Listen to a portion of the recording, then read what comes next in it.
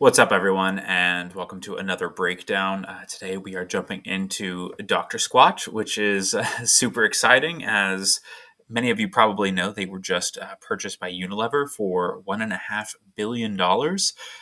So there is really a lot to jump into here and kind of look at what they're doing. We're going to talk about some of their emails. We're going to talk about, just a general strategy of what they're doing right now. Kind of what that means for them, what that means for, as they've been purchased, what that means for Unilever, maybe why some of this is happening. Um, so there's a lot to dive into. Just as a reminder, my name is Brian. I'm one of the co-founders of Flow Candy. And if you enjoy this type of content, brand breakdowns, talking about the different stuff that the top brands in the industry are doing, you can always come to our website. We have dozens of these in our breakdowns right here. There's a full page of them. Lots of different stuff for you to explore. If there are any brands in particular you want to see, we might already have them. And if not, shoot us a message and we're happy to do a breakdown for you as well. But with all that said, let's go ahead and jump into Dr. Squatch. So, Dr. Squatch is a personal care brand specifically targeted at men. They have bars of soap. They have as you can see here, some sort of cologne. They also do deodorant and other scents and things like that.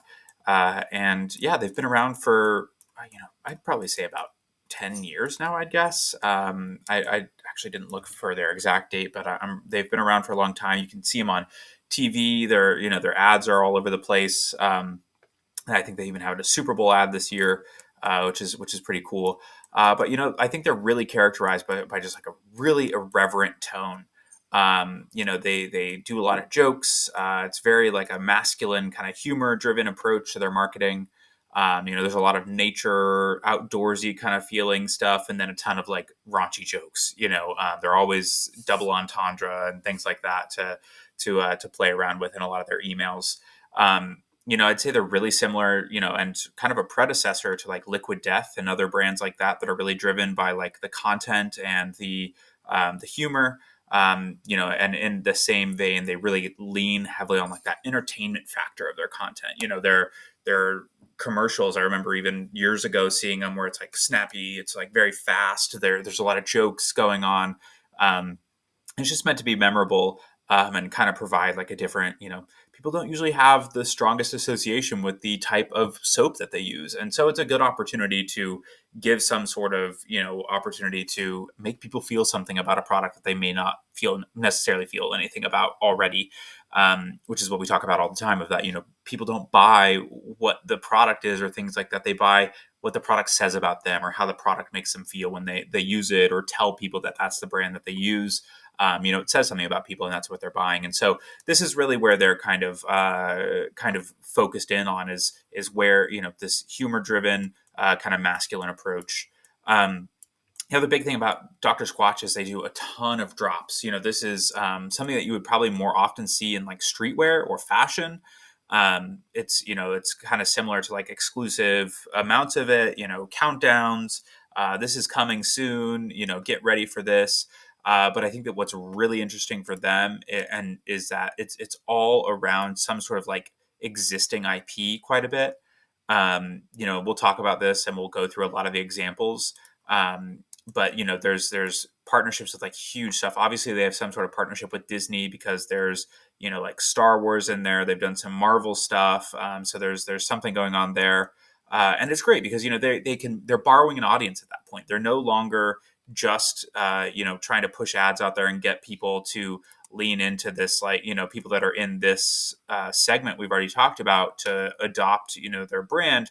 They're actually just saying, hey, a lot of these people, masculine, humor driven, a lot of people are going to like Wolverine or Fight Club or these random things that they're partnering with. There's going to be a lot of crossover there. And the IP they have is just massive stuff. So when we look at that, that's pretty interesting. So stay tuned for that. Next is the drop frequency is so high. We're looking at like 2 a month pretty much. In the last year, I counted 21 exclusive like drop IP, IP drops that they did with like exclusive products and things like that. One of them you might know is very, very famous, pretty controversial as well, which was pretty interesting that we'll talk about too. Has to do with a pretty popular female celebrity that did a pretty wild collab with them. But we'll get to that in just a minute. Um, but yeah, so that's their drop strategy, which I think is kind of pivotal to what they're doing. This like the drops, the exclusive products, the IP partnerships. Um, so let's talk about their distribution strategy as well. So right now, they're super strong in D2C. It's like 85% of their revenue, and some 2024 statistics I was able to find. They do have a pretty like decent US retail presence, like Target, Walmart, supermarkets. They're in like Kroger, King Supers, all the kind of regional different variations of whatever grocery stores nearby you. They're in Walgreens. I'm not sure if they're in CVS as well, but it does exist.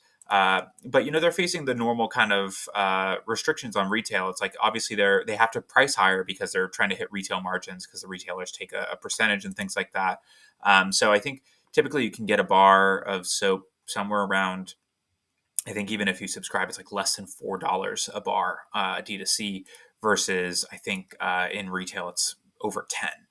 So there's a big price disparity between the two. So it's pretty obvious, if people are into it. That's also where they do all the drops. It's not like you're not really guaranteed to find the Star Wars soap when you go to Walgreens. And so I think since that drives a lot of their attention, that's really where they're getting most of their interactions. But yeah, so that's really just a good overview, I think, of Dr. Squatch and what they're doing. So let's actually jump into what Unilever purchased and why. First off, we'll talk a little bit about Unilever and what they do. So Unilever is a huge brand or conglomerate of brands that owns a bunch of different stuff. They have Axe, Dove, St. Ives, Vaseline, Degree, and even more, all in like the personal care space.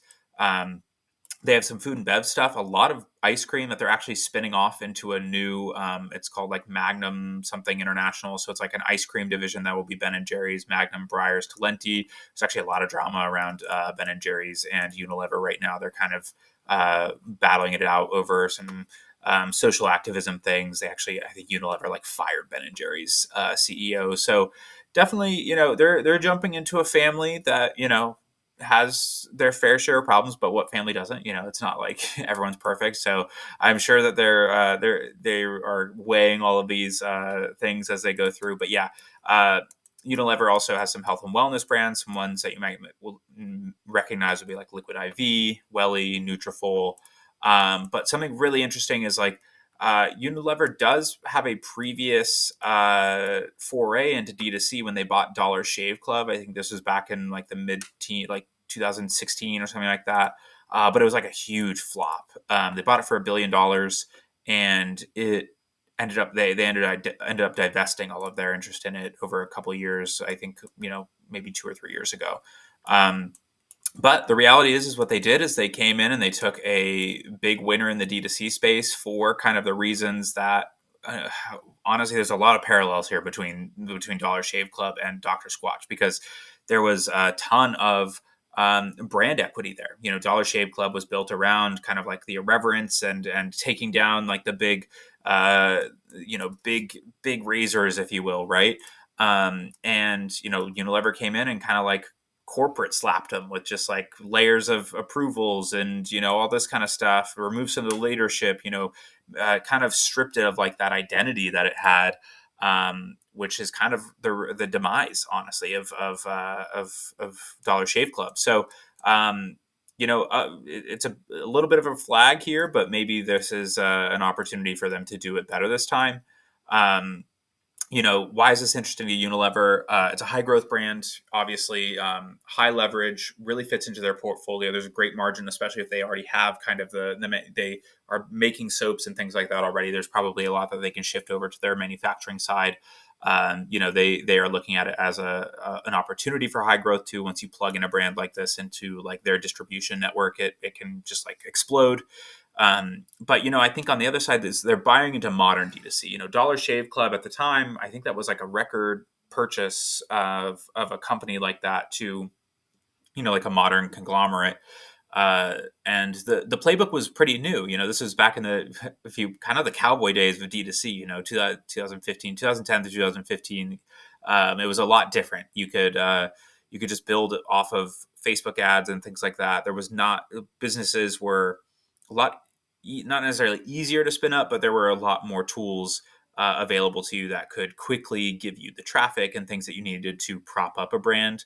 And so, it was kind of there was an easier possibility for them to lose in that because there was a lot more competition at that in that era, in terms of just how easy it was to kind of be a competitor in each niche. But now the playbook has changed. There's a lot more content required. There's a lot more identity, and especially in a category or a niche that is so uh, populated, like soaps, health, all these types of things. You really have to have something like what Dr. Squatch has, which is this background of content, of an identity, of personalized kind of oh, this product was made just for me. It kind of feels like, and so Unilever is buying this playbook essentially. I think that's really what makes it worth this 1.5 billion. And then on top of that, I think their Axe, Dove. If we look at some of these other brands, there's not really, Axe maybe back in the aughts. Axe was like a thing that you saw all the time, but it's kind of falling off it's just a kind of weird brand. Dove, it's not like there's not much personality there, so they're buying into like an existing audience of the new generation. There are people that are a little bit more that need that kind of engagement from the brands that they use and that they buy on a regular basis. So I think that it makes a lot of sense from Unilever. But let's talk about what it actually means for Dr. Squatch. Obviously, there's like this big payout for the owners. Duh. I think that's a great. They're taking some chips off the table. Um, I think that it is less temperamental of a market than it was maybe 10 years ago, like around the Dollar Shave Club time. But still, there's you with these types of things, there can easily be a downturn. These types of purchases are the things that go quickly when people are squeezed. And so as far as like the market and everything goes, and so it's happy for them that they built something that was worth something in the long run. But I think the biggest thing for them is definitely going to be the better retail distribution. There's a ton of other things in the background too, like being able to plug into like a corporate like funding for these types of expansion opportunities that they want to do. Maybe being able to being able to streamline their manufacturing and operations and those types of things, being some of the headache stuff just being taken off of your plate, where it's all just already put through a corporate system that manages those things. But really, I think the biggest opportunity is being able to get immediate access to the global market, but also just being able to make that distribution margin work better. So maybe they can get a little bit more competitive with their pricing in stores, just because logistics will be lower, manufacturing will be lower. So maybe they either are lowering the prices, or they're more likely they're just going to keep that price anchor and take higher profits from their retail. But then again, that then makes more sense to push it to more retailers.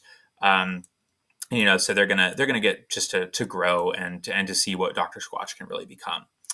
So that's a pretty, I feel like a pretty solid overview of what is going on with Dr. Squatch right now.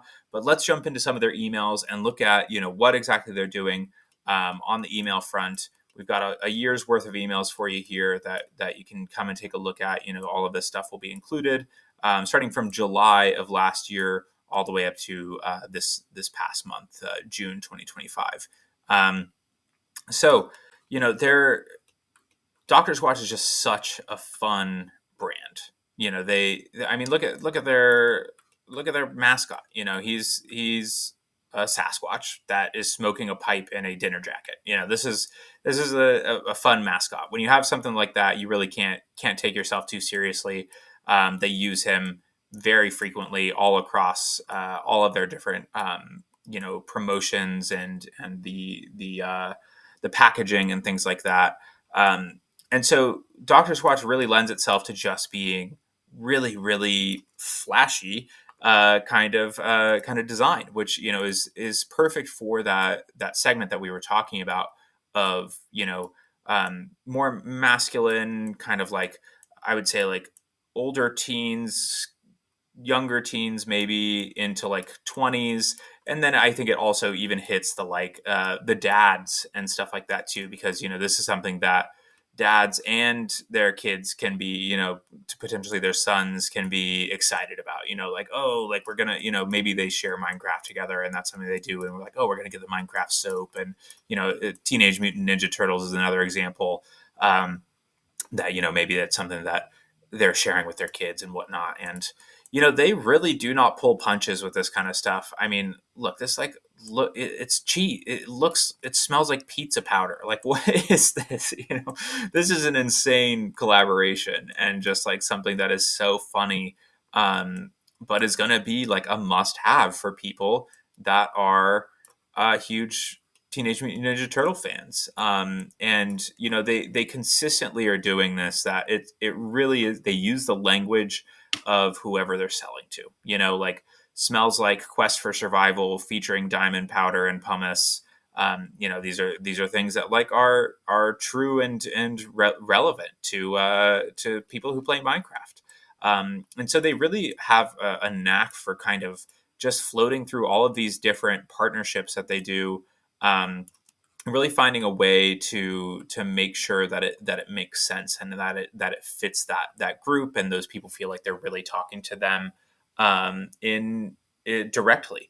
And so, skin conditioning resurrection plant extract, like, that's interesting. Wolverine's superpower is that he it can, heal really quickly, so this resurrection thing is spot on. So it's really interesting to see. As far as the design goes, though, we've already looked at 4 or 5 different blocks that are exactly like this, where, hey, it's the new featured soap with a little, soaped up. And it has the scent and the featuring that has some sort of, like, adherence to the fandom or that group of people. And then it tells you what it actually smells like and that kind of thing. And so, they're sticking to a really straightforward email design system, that, or at least a pattern and template for how they present the different features and partnerships that they do. So it's obvious that they're not reinventing the wheel every time they do it. They're just kind of coming up with the main types of assets. You always kind of have a block like this here in the bottom, that kind of gives you another feeling of see, they have it here as well, the adamantium scrub, 3-pack.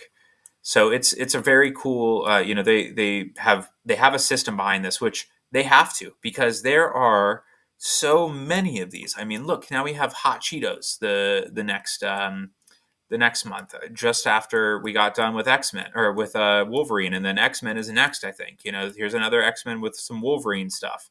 And then, here we go. Oh, so here's the famous one that has been all over everything lately, which is their body wash genie, who is none other than Sydney Sweeney. So this was pretty wild, considering the soap that they launched with her is Sydney Sweeney bath water, smelling soap. So this was a pretty nuts campaign that they did. Which, let me find the actual bathwater ones that they. Where'd it go? Let's see.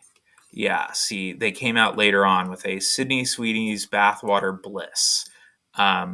Just absolutely wild, but it really takes that, a lot of respect to them for doing that. It takes the idea of the type of company that they are, and really takes it to that next level, and just pushes the envelope a little, gets people talking about it, which is great, which is good marketing. That's what we're trying to do, is to create things that really speak to a certain group of people, which, I think this kind of thing is going to actually speak to certain people. And here's the innuendo.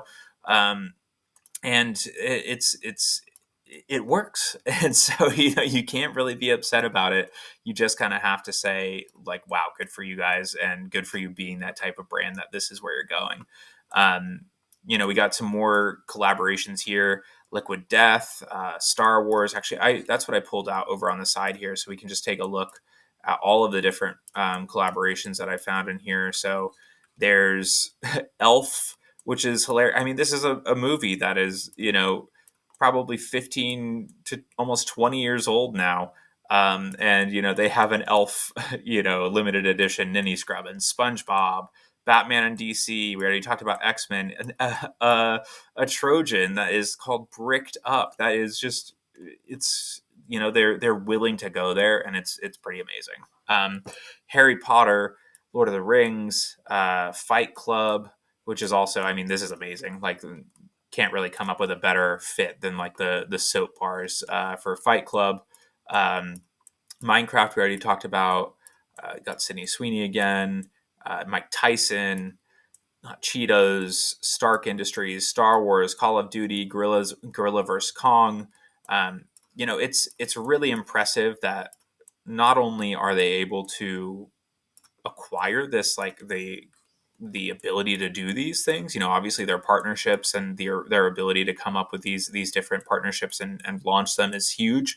But to be able to keep up with it, like there are so many of them going out on a regular basis. We're looking at, let's see, 1, 2, 3, 4, 5, 6, 7, 8, 9, 10, 11, 12, 13, 14, 15, 16, 17, 18, 19. 19 emails going out on average per month, with at least 8 of those being unique, needing unique assets because there's a certain, drop going on that they are creating for and are building out. And then on top of that, you're also finding a very common, here's the summer sale, or, they obviously have a ton of stuff they did for holiday. So here's a lot of Christmas stuff. I think there's a Thanksgiving in there. I think there's a Halloween. Yeah, there's a whole Halloween line that they do. So, this is obviously where they are getting people to come back. This is where, because let's be honest, I mean, bars of soap are, it's not something you really think about buying more of all the time. You kind of just wait until it's time for a new one. But they are creating scarcity in here. They're creating urgency as to why you need to be buying. It's because you don't want to miss this, Mandalorian collection or whatever, because it's probably not going to be available again, or it won't be available for that long. So yeah, I would recommend coming in here and taking a look at all of these emails and really going through how they put them together, how they stick to their irreverence and their, the jokes that they put in there. There's a lot of innuendo, a lot of puns, and it's really, really good. So this is incredible marketing that everybody should be learning from. And yeah, come take a look. But that is what I have for you today. So if you want access, or well, actually, you already have access because you're watching this video. So thank you for downloading it. And don't forget, there are more brand breakdowns on our website. So if you want to go check those out, just head over to flowcandy.com/breakdowns. Or and if you want some help, if you with your own email with Klaviyo, with Klaviyo's new CRM stuff coming out, also give me a shout. I'm happy to help. You can find me on LinkedIn or email me directly at brian@flowcandy.com. So yeah, have a great one and see y'all later.